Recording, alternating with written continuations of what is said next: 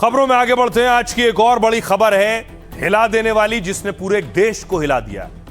Colombia में विनाशकारी भूकंप आया है। तस्वीरें देखिए जरा, ताश के पत्तों की तरह बिल्डिंग ढहनी शुरू हो गई। बड़ी बड़ी इमारतें, गगनचुंबी इमारतें गिरनी शुरू हुई।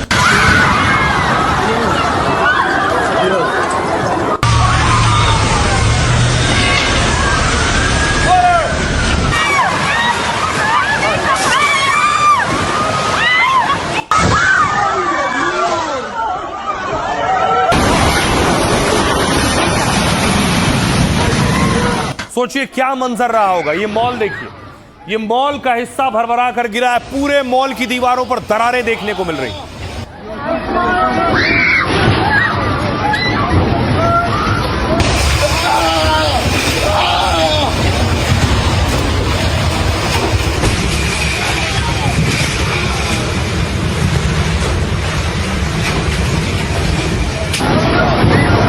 देखिए, सेना की इमारत थी।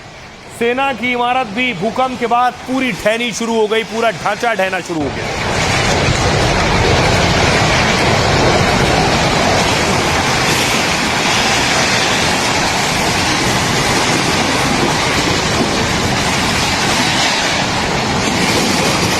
और उसके बाद देखिए जरा, जब भूकंप आ रहा है, देखिए ऊपर इमारत देखिए, नीचे लोगों को देखिए, लोगों में डर और दहशत देखिए। सोचिए क्या मंजर होगा उस दौरान। Dios mío! ¡Ay, Dios mío, mi vida! ¡Mi mamá!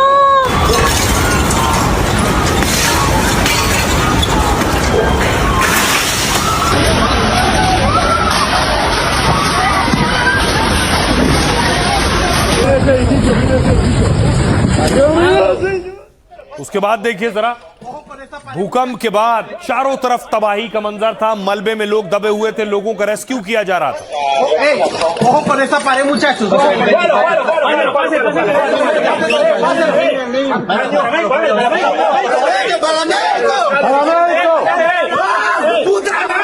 अब देखिए कि आखिर तस्वीर देखिए, ये आप देख रहे हैं, भूकंप के बाद चारों तरफ तबाही, गिरी हुई इमारतें, मलबा, लोगों को बचाने की कोशिशें।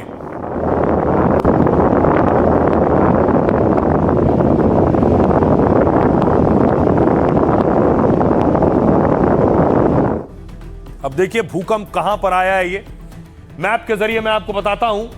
ये नक्शा है, ये आप देख रहे हैं, वेनेजुएला के ठीक बगल में है कोलंबिया। इस जगह पर यह भूकंप आया था और भूकंप के बाद आपको बताऊं तबाही का आलम क्या था, कितनी तबाही और जानमाल का नुकसान हुआ। कोलंबिया में 7.4 तीव्रता के भूकंप ने बड़े पैमाने पर तबाही मचाई। 130 से ज्यादा मौतें हुई हैं, जबकि 500 से ज्यादा लोग घायल हुए। अधिकारियों के मुताबिक भूकंप में 86 इमारतें जमींदोज हो गई, जबकि करीब 1500 घरों को नुकसान पहुंचा है। दावा है कि भूकंप के वक्त लोगों को विस्फोट जैसी आवाज सुनाई दी। इसके साथ ही बड़ी बड़ी इमारतें ताश के पत्तों की तरह ढहने लगी। अधिकारियों के मुताबिक भूकंप के बाद 21 आफ्टर शॉक दर्ज किए गए। आफ्टर शॉक बड़े भूकंप के बाद आने वाले छोटे भूकंप के झटके होते हैं। हालात इतने बिगड़ गए कि सरकार को इमरजेंसी घोषित करनी पड़ी। भूकंप में 2000 लोग लापता हैं, जिनका अब तक सुराग नहीं मिला। इमारतों के मलबे में अभी भी कई लोगों के दबे होने की आशंका है, जिसे लेकर कई जगहों पर राहत और बचाव का कार्य लगातार जारी है। अमेरिका ने कोलंबिया को 147 करोड़ की मदद की घोषणा की है।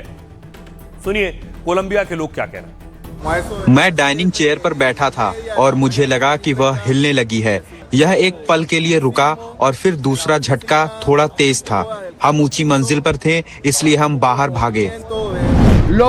सबसे पहला काम मलबे में फंसे लोगों को बचाना है। यही प्राथमिकता है। उन लोगों को सबसे पहले बचाना है जो इस वक्त मलबे में फंसे हुए हैं।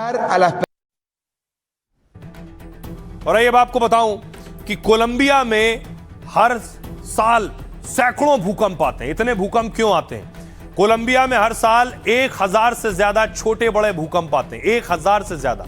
इसकी वजह भौगोलिक स्थिति और टेक्टोनिक प्लेट्स हैं, उनकी बनावट है। यह देश प्रशांत महासागर के रिंग ऑफ फायर कहे जाने वाले क्षेत्र पर है। देखिए यहां पर, जो कि दुनिया का सबसे सक्रिय भूकंप और ज्वालामुखी वाला क्षेत्र है।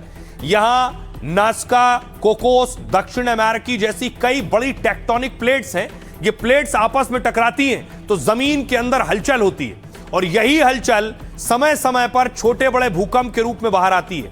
हालांकि कोलंबिया में आने वाले ज्यादातर भूकंप बहुत ही हल्के होते हैं, ये महसूस नहीं होते, सिर्फ वैज्ञानिक उपकरणों में ही दर्ज हो पाते हैं। इससे पहले 1999 में 6.2 तीव्रता का विनाशकारी भूकंप आया था और इस भूकंप में 1000 से ज्यादा मौतें हुई थी, 2.5 लाख लोग बेघर हो गए थे। जबकि 1979 में आए भूकंप में 300 से ज्यादा लोगों की मौत हुई थी। इस बार आए भूकंप में मरने वालों का आंकड़ा 130 पार कर चुका है।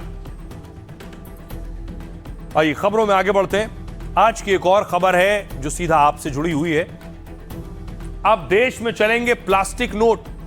जल्द ही प्लास्टिक के नोट सामने आने वाले हैं और जो नोट चल रहे हैं वो रहेंगे, लेकिन प्लास्टिक नोट की घोषणा सरकार की तरफ से की गई है।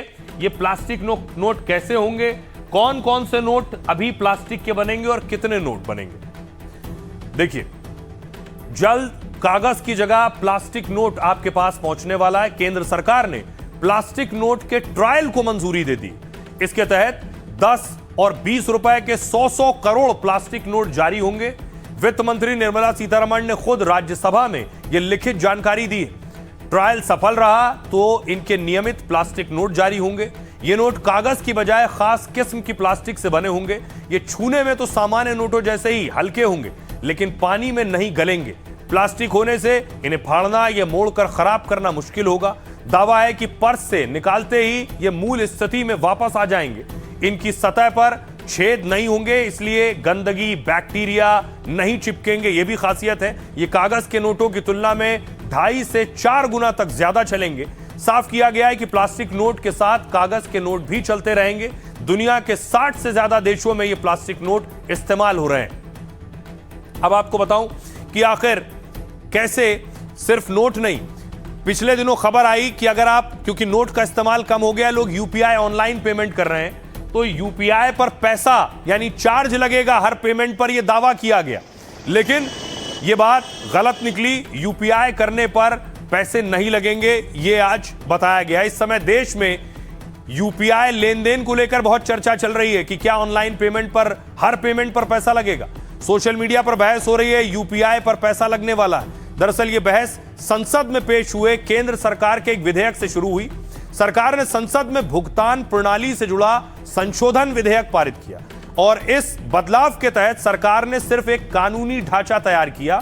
इससे होगा यह कि यूपीआई भुगतान लेने वाले बड़े दुकानदारों पर मामूली चार्ज लगाया जा सके। लेकिन अफवाह यह फैलाई गई कि 2000 से ज्यादा के यूपीआई भुगतान पर पैसा लगेगा, बल्कि ऐसा नहीं है। सोशल मीडिया पर बहस छिड़ गई कि मोदी सरकार यूपीआई पेमेंट पर चार्ज लगाएगी और चार्ज लगाने के साथ साथ इस बहस के बीच हालांकि सरकार ने स्पष्ट किया कि ग्राहकों पर कोई चार्ज नहीं लगेगा।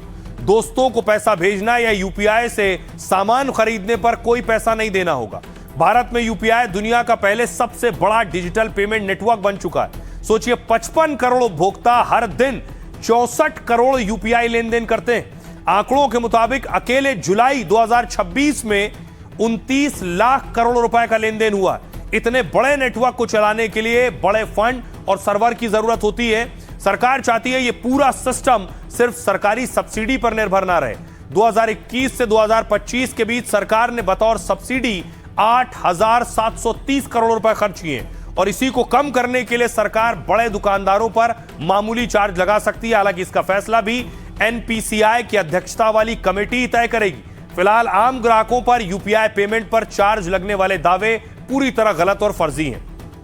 सुनिए वित्त मंत्री निर्मला सीतारमण क्या कह रही हैं। चाय वाले के ऊपर, सब्जी वाले के ऊपर, ठेले वाले के ऊपर, पटरी वाले के ऊपर एमडीआर चार्ज नहीं लगेगी। छोटे मर्चेंट्स और किराना स्टोर्स, उनके ऊपर हम कोई एमडीआर लगाने वाले नहीं है।